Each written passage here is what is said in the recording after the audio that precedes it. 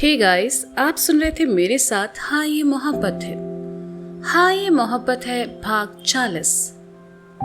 अमर जी के ऑफिस आकर अक्षत ने एक डील पर साइन किए और यहाँ उसे वरुण से एक पेन मिला जो कि उसे उस आदमी तक पहुंचा सकता था। अक्षत अभी भी उलझन में था कि अमर जी ने अपनी कंपनी के 50% शेयर्स अक्षत के नाम क्यों किए। अक्षत अपनी गाड़ी के पास आया और जैसे ही दरवाजा खोलने लगा, मैनेजर ने उसके पास आकर कहा, अक्षत सर। अक्षत मैनेजर की तरफ पलटा तो मैनेजर ने कहा, यहाँ आने के लिए thank you so much sir. अंदर वरुण जी के सामने मैं कुछ कह नहीं पाया, लेकिन मुझे आपको कुछ बताना है सर। क्या? अक्षत ने कहा। मैनेजर ने इधर उधर देखा और कहने लगा, सर 2 महीने से अमर सर ऑफिस नहीं आ रहे थे। पूछने पर पता चला वे किसी बिजनेस ट्रिप पर शहर से बाहर गए हैं। लेकिन सर, अमर जी की हर बिजनेस मीटिंग और डील में खुद फिक्स करता हूँ और उनके हर बिजनेस ट्रिप के बारे में मुझे जानकारी रहती है। लेकिन पहली बार सर बिना किसी को बताए इतनी लंबी ट्रिप पर शहर से बाहर गए थे, वो भी तब जब आपके और मीरा जी के जीवन में कुछ सही नहीं चल रहा था।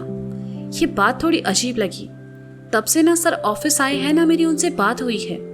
ऑफिस का स्टाफ और बाकी लोग अपने हिसाब से कंपनी और इस काम को संभाले हुए हैं और अमर जी लौटे भी तो इस हाल में। ये हादसा नहीं हो सकता सर, किसी की सोची समझी चाल है। कोई तो है जो उन्हें मारना चाहता है। मैनेजर की बात सुनकर अक्षत हैरानी से उसकी तरफ देखने लगा और कहा, आप इतना यकीन से कैसे कह सकते हैं? मैनेजर ने अक्षत की तरफ देखा और कहा, क्योंकि कुछ दिन पहले अमर जी के छोटे भाई और उनकी बहन यहाँ आए थे। वो इस कंपनी के शेयर्स बेचना चाहते थे, लेकिन मैंने मना कर दिया, क्योंकि बिना अमर जी के साइन के इस कंपनी के शेयर्स बेचना तो दूर, उन्हें यहाँ से वहां भी नहीं किया जा सकता। अमर जी की गैर मौजूदगी में सिर्फ आप और मीरा मैडम इस कंपनी के हक में फैसले ले सकते हैं, बाकी ये हक किसी को नहीं है। ये बात सुनकर वे लोग काफी परेशान भी हो गए थे। सर, मैं श्योर तो नहीं हूँ, पर हो सकता है अमर सर के एक्सीडेंट में इन्हीं लोगों का हाथ हो। आपको क्या लगता है सर? अक्षत ने पूरी बात सुनी और कुछ देर शांत रहने के बाद कहा, मुझे नहीं लगता वो लोग ऐसा करेंगे। दुनिया का कोई भी भाई अपने भाई के साथ ऐसा करने का नहीं सोचेगा। आपको शायद गलतफहमी हुई है। आप ये कैसे कह सकते हैं? मैनेजर ने पूछा। क्योंकि मैं भी किसी का भाई हूं। अब मैं चलता हूं, मुझे कुछ जरूरी काम है। अक्षत ने गाड़ी का दरवाजा खोलते हुए कहा, जी सर। मैनेजर ने हाथ बांधे कहा और अक्षत वहां से चला गया। गाड़ी चलाते हुए अक्षत उस पेन को हाथ में लेकर देखने लगा। ये पेन अक्षत पहले भी कहीं देख चुका था, लेकिन कहां और किसके पास अक्षत को ये याद नहीं आ रहा था। अक्षत ने अपने दिमाग पर जोर डाला और याद करने की कोशिश की। एकदम से उसे कुछ साल पहले की बात याद आई। अक्षत के जहन में मीरा की कही बात कौन गई जब उसने कहा था, अक्षत जी ये पेन आप हमें दे दीजिए, इसे हम हमारे मैनेजर अखिलेश जी को देंगे। लेकिन मीरा, ये पेन बहुत कीमती है और इसे मैं सिर्फ तुम्हें देना चाहता था। ये मुझे एडवोकेट सिन्हा जी से मिला है। खैर, तुम्हारा मन है तो तुम इसे अखिलेश को दे सकती हो, अक्षत ने कहा। अक्षत को जैसे ही ये बात याद आई, उसने एकदम से गाड़ी को ब्रेक लगाया और पेन को अपने सामने करके कहा, इसका मतलब ये पेन अखिलेश का है। उस रात अखिलेश मीरा से मिलने हॉस्पिटल आया था और उससे ये पेन गिर गया। तो क्या वो अखिलेश ही है जो अब तक मेरे साथ ये खेल खेल रहा था? क्या उसने अमायरा को? ये ख्याल दिमाग में आते ही अक्षत का चेहरा लाल हो गया और आंखों में गुस्से के भाव तैरने लगे। अक्षत ने गाड़ी घुमाई और जितनी तेज चला सकता था चलाने लगा। आंखों के सामने छवि के साथ हुआ अन्याय घूमने लगा। अमायरा के जाने का दर्द उसकी आंखों में झलकने लगा और मीरा का उसकी जिंदगी से चले जाना।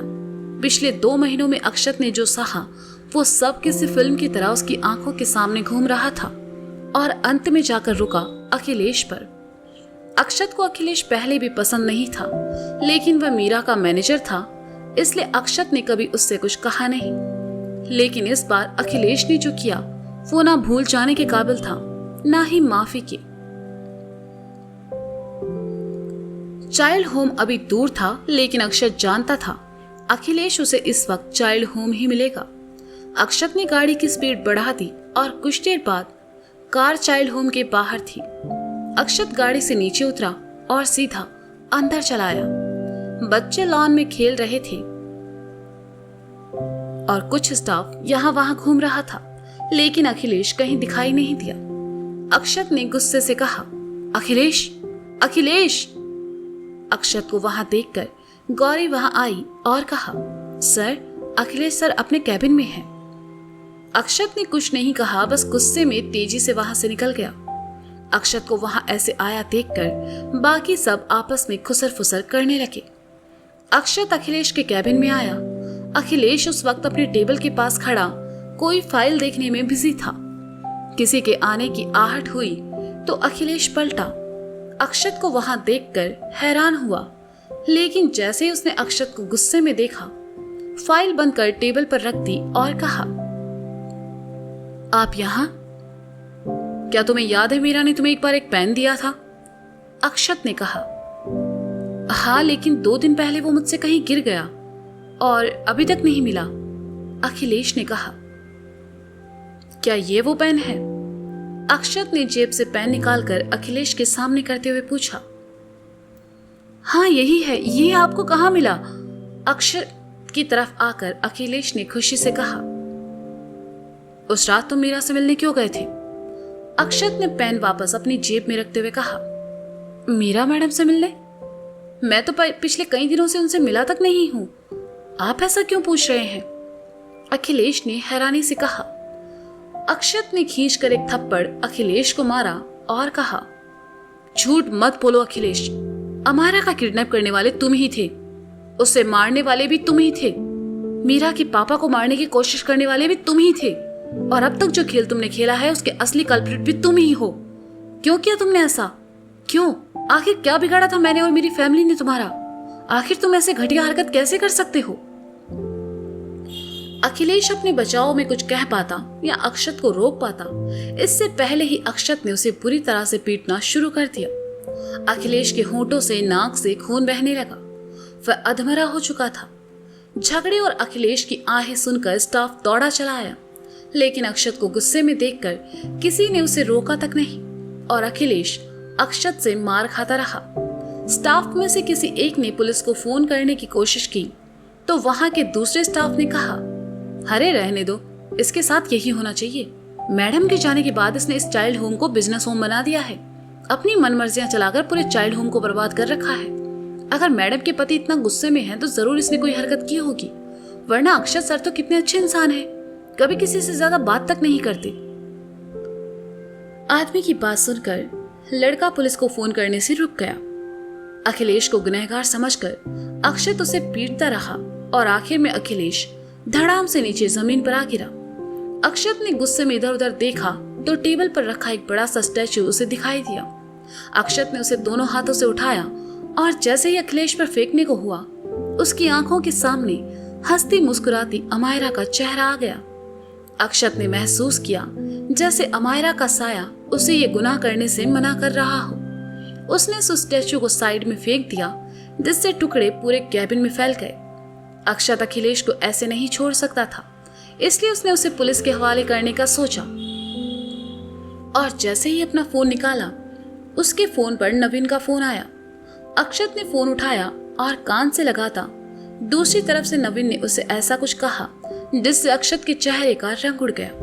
अक्षत ने एक नजर अखिलेश को देखा और तेजी से वहां से निकल गया। जमीन पर अधमरी हालत में गिरे अखिलेश ने अपना सर बाईं तरफ घुमाया तो उसकी नजर टेबल के नीचे पड़े अपने पेन पर चली गई, जिसे अखिलेश पिछले 2 दिन से ढूंढ रहा था।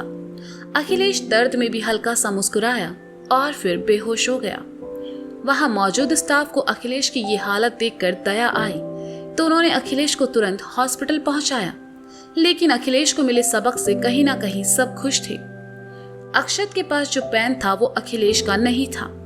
इसका मतलब उस रात मीरा के कमरे में जो आदमी आया था और जो अक्षत के पीछे पड़ा था, वो शख्स अखिलेश नहीं बल्कि कोई और था। नवीन के फोन करने पर अक्षत तुरंत उसके पास पहुंचा। अक्षत को अपने कैबिन में देखकर नवीन ने उसे अपनी तरफ आने का इशारा किया। और अपना लैपटॉप अक्षत की तरफ घुमाकर कहा, तूने मुझे जो नंबर दिए थे उनमें से एक नंबर कल रात से एक्टिव आ रहा था और ये अभी तक एक्टिव है। हो सकता है उस आदमी ने ये नंबर बंद ना किया हो। इस नंबर को ट्रेस करके तुम उस आदमी तक पहुंच सकते हो। क्या तुम इसे मेरे लिए ट्रेस कर सकते हो? अक्षत ने उम्मीद भरे स्वर में कहा। लेकिन नवीन ने कहना चाहा, क्योंकि कहीं ना कहीं ये सब करके वह किसी मुसीबत में पड़ना नहीं चाहता था। प्लीज नवीन, मेरे लिए, मेरी बेटी के लिए। अक्षत ने नवीन के सामने हाथ जोड़कर मिन्नतें करते हुए कहा। नवीन ने उसके हाथों को थामा और कहा, क्या कर रहा है यार? मैं करता हूं, पर सिर्फ तेरे लिए। नवीन उस नंबर को ट्रेस करने लगा। लगभग आधे घंटे की कड़ी मेहनत के बाद नवीन ने आखिरकार उस नंबर को ट्रेस कर लिया और खुश होकर कहा, yes yes, I done it. Fit, लेकिन ये आगे नहीं हो पा रहा।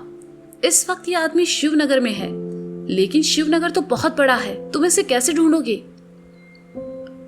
नंबर ट्रेस हो गया, लेकिन एक परेशानी अभी भी अक्षत के सामने थी। अक्षत कुछ देर सोचता रहा और नवीन से उसका फोन लेकर वह नंबर लेकर डायल किया। एक दो रिंग जाने के बाद दूसरी तरफ से किसी ने फोन उठाया और कहा, हेलो। वो आवाज सुनते ही अक्षत ने अपनी आंखें मूंद ली। इस आवाज को भला अक्षत कैसे भूल सकता था? उसने अपनी आंखें खोली और कहा, अक्षत व्यास। इस बार चौंकने की बारी उस आदमी की थी। वह सक पकाया और कहा, तुम्हारे पास मेरा नंबर कैसे आया? अक्षत मुस्कुराया और कहा, तू ये मत सोच मेरे पास तेरा नंबर कैसे आया। तू ये सोच, अगर मैं तेरा नंबर पता लगा सकता हूं तो तुझ तक पहुंच भी सकता हूं। ग्रेट मिस्टर व्यास, जब तक तुम इतना आगे आ ही गए हो तो आज मैं तुम्हें खुद तक पहुंचने का एक मौका देता हूं। 1 घंटा है तुम्हारे पास, ढूंढ सकते हो तो ढूंढ लो। बेस्ट ऑफ लक मिस्टर व्यास, आदमी ने कहा और फोन काट दिया। अक्षत ने कुछ नहीं कहा, वह बस खामोशी से आदमी की बात सुन रहा था, लेकिन उसी के साथ उसका ध्यान कहीं और भी था। आदमी के फोन काटते ही अक्षत ने कहा, ट्रेस हुआ? नहीं यार अक्षत, इससे आगे ट्रेस करने की कोशिश कर रहा हूं पर यह नहीं हो पा रहा, लेकिन ये इस वक्त शिवनगर में है, नवीन ने कहा। अक्षत ने कुछ सोचा और कहा, शिवनगर में टोटल कितने मंदिर होंगे? नवीन ने चेक किया और कहा, 8 मंदिर है। यहां से शिवनगर जाने में 40 मिनट लगेंगे। 20 मिनट में सब मंदिर देखना नामुमकिन है। अक्षत बड़बड़ाया और एक बार फिर आंखें बंद कर उस आदमी की कही बात ध्यान से सोचने लगा। आदमी जब अक्षत से बात कर रहा था तब बैकग्राउंड से मंदिर की घंटियों की आवाज आ रही थी। अक्षत ने थोड़ा और ध्यान दिया तो फोन रखते वक्त ट्रेन के वहां से गुजरने की आवाज थी जो अक्षत ने सुनी थी। वह एकदम से नवीन की तरफ पलटा और कहा, नवीन, इन मंदिरों में से ऐसा कोई मंदिर है जिसके पास पास रेलवे ट्रैक हो? नवीन ने फिर चेक किया और कहा, हाँ, एक पुराना शिव मंदिर है जो रेलवे ट्रैक के बिल्कुल पास में ही है। अक्षत को उम्मीद की एक किरण नजर आई। उसने नवीन को गले लगाया और तुरंत वहां से निकल गया। शिवनगर पहुंचने में अक्षत को 40 मिनट लगने लगे, लेकिन मंदिर तक पहुंचते पहुंचते उसे 10 मिनट और लग गए। अक्षत भला शिव मंदिर पहुंचा, लेकिन वहां काफी लोग थे। इतने लोगों में अक्षत भला उस आदमी को कैसे पहचान पाता? अक्षत पैनी नजरों से सबको देखने लगा, लेकिन ऐसा कोई नहीं था जिस पर अक्षत को शक हो। फिर मंदिर के अंदर चला आया और हाथ जोड़कर महादेव से प्रार्थना करने लगा। अक्षत मंदिर से बाहर आया। वह परेशान सा यहाँ वहां देख ही रहा था कि तभी काले रंग का कोट पहने एक आदमी वहां से गुजरा, जिसने चेहरे को मास्क से ढका हुआ था।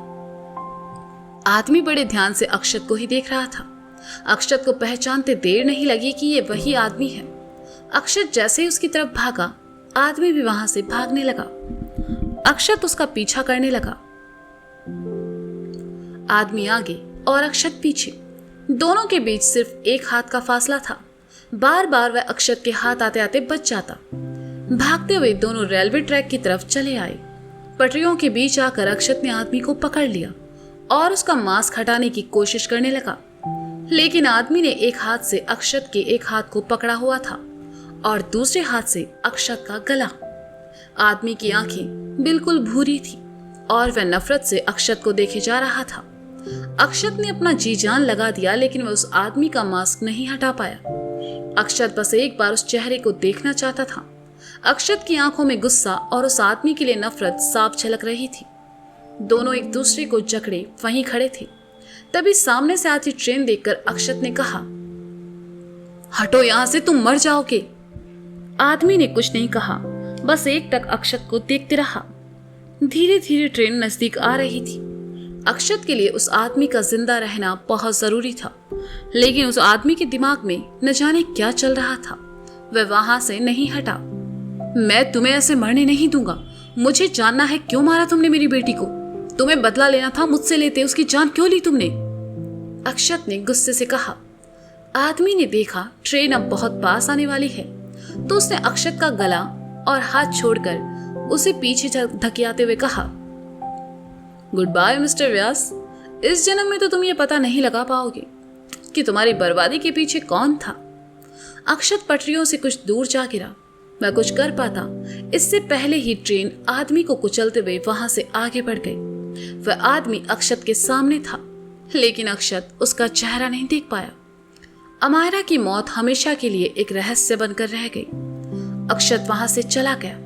चलते चलते आंखों के सामने फिर वही भूरी आंखें आ रही थी। अक्षत जैसे इन आंखों को पहले देख चुका था, लेकिन अभी वह कुछ याद नहीं कर पा रहा था। अमायरा को मारने वाला इंसान इस दुनिया से जा चुका था, लेकिन अक्षत के दिल को अब भी तसल्ली नहीं थी। चलते चलते उसी मंदिर के सामने से गुजरा। उसकी नजर महादेव की मूर्ति पर पड़ी तो अक्षत ने अपने हाथ जोड़े और कहा, अमायरा के कातिल ने खुदकुशी कर ली। मैं नहीं देख पाया वो कौन था। उसकी वजह से अमायरा आज हमारे साथ नहीं है। आज शायद उसकी आत्मा को थोड़ा सुकून मिले। कहकर अक्षत वहां से चला गया। तो कहानी यही खत्म होती है। क्या हुआ, घबरा गए? सोच रहे होंगे अभी तो कहानी में कितने सारे अनसुलझे ट्विस्ट हैं और मैंने कहानी को ऐसे ही खत्म कर दिया। तो ऐसा नहीं है, कहानी अभी बहुत बाकी है और कई सारे राज से पर्दा उठना भी बाकी है। कहानी जारी रहेगी, लेकिन अगले भाग में कहानी एक नए ट्विस्ट के साथ शुरू होगी, जिसे पढ़ना और भी रोमांचक होगा। तो बने रहिए मेरे साथ। हाँ, ये मोहब्बत है सीजन 3 में।